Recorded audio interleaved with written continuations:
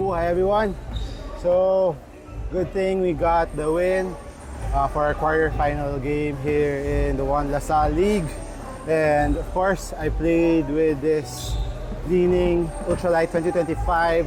And as for performance review, it's a mix right now. So let's get into the details. So one of the better parts or the pros, one of the most pros and a little bit of cons on the shoe is the upper. The upper is extremely light. That's one of the highlights. Look how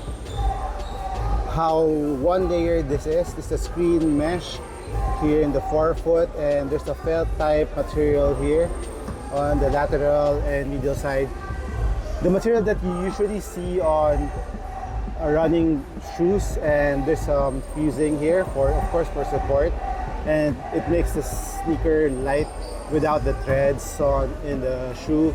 It goes up here in these loops here. It's also fused material for additional support, and of course, one of the main support that's giving the shoe, even though it's really thin, is this boom fiber.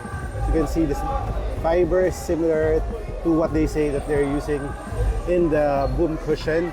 So the boom cushion, you can use it for, you can shape it into a foam, or like here, you can shape it into a thread, and then that's what they made out of this upper. And the heel, as you can see, it's also a little bit see-through. There's a lot of mesh in the upper, and the heel pillows are ample enough but not too thick. They're not too thin.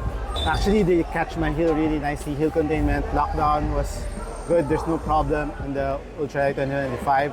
Although it's not the greatest, but still there's no heel slippage on the Ultralight. But I wish that there will be more TPU piece here, because the TPU piece here is kind of soft. So it will add a little bit more support there. Can add a little bit more support on the containment, but so far felt very contained.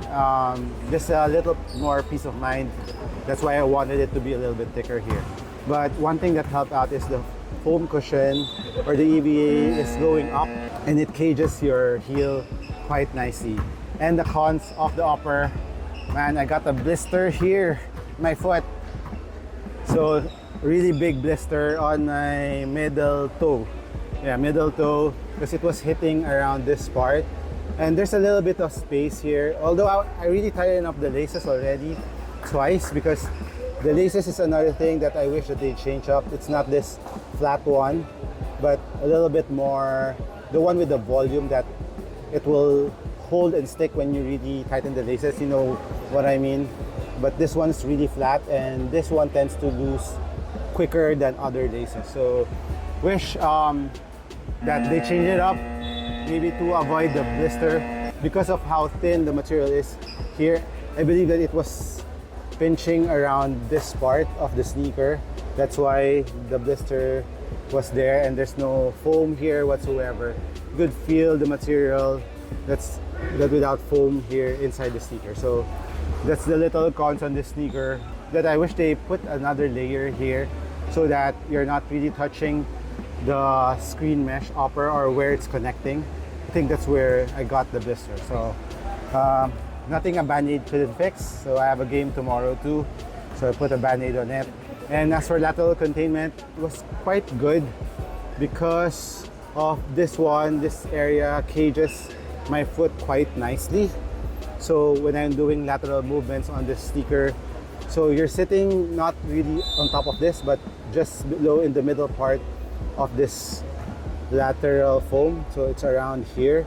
So it cages your foot on the lateral part. So when you're doing lateral moves, it's all right, and there's support there on the lateral part of the sneaker.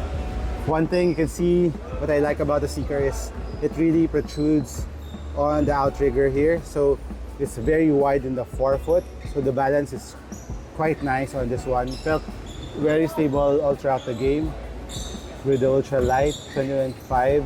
And even the heel is quite wide. Look at that.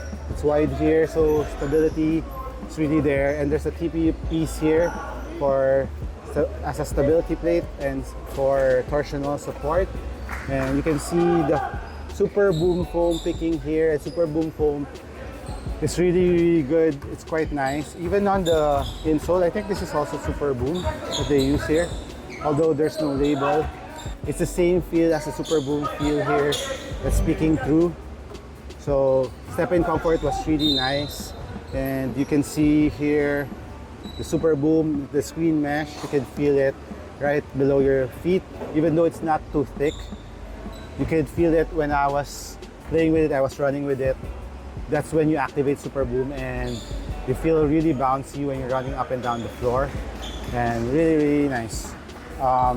It's really, the play is really low to the ground. If you're playing, especially on a hardwood like this, very nice hardwood, impact protection won't be a problem, but I wouldn't suggest it for outdoor, even though the traction can hold up outdoor, but the foam is quite thin, and even the upper is quite thin. It's good for outdoor use. If you're a lighter player, you can hoop with this outdoor, but if you're a bigger, heftier player, I wouldn't recommend it. And this, I think, is built for quicker guards. I felt really fast in this, really impressed on how it plays. It's just that the burn here on the forefoot is the one thing that bothered me the whole game.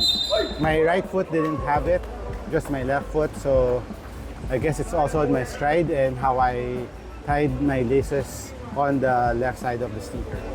So that's one thing to consider. Going back to the traction, it's a GC rubber and it's a ground control unit. It's a foam-based rubber. It's not a rubber. It's a foam-based outsole. So that's the correct term.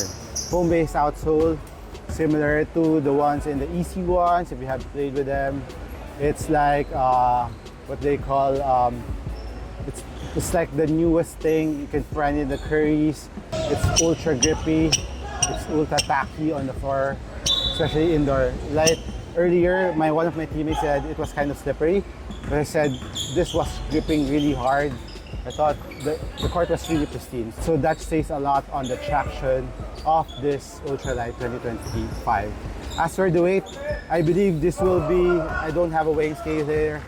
I'll weigh it in the studio, but I believe it will just be weighing 350, 345, because the All-City 13, I weighed it yesterday, it was 370, and this one feels light, way lighter than the All-City. I believe this is 320 to 350 grams on the US 11. So this is the Ultralight 2025. Let me know what you think about it. There's a lot of perforation in the tongue too. The tongue didn't have any problem. It's just the forefoot part. So let me know what your thoughts are on the Ultralight 2025. This is the MARKCHES once again. Glad to be back and reviewing sneakers. I've been injured a lot lately, and hopefully I'll be injured free for the days to come. All right, catch you in the next one. Cheers.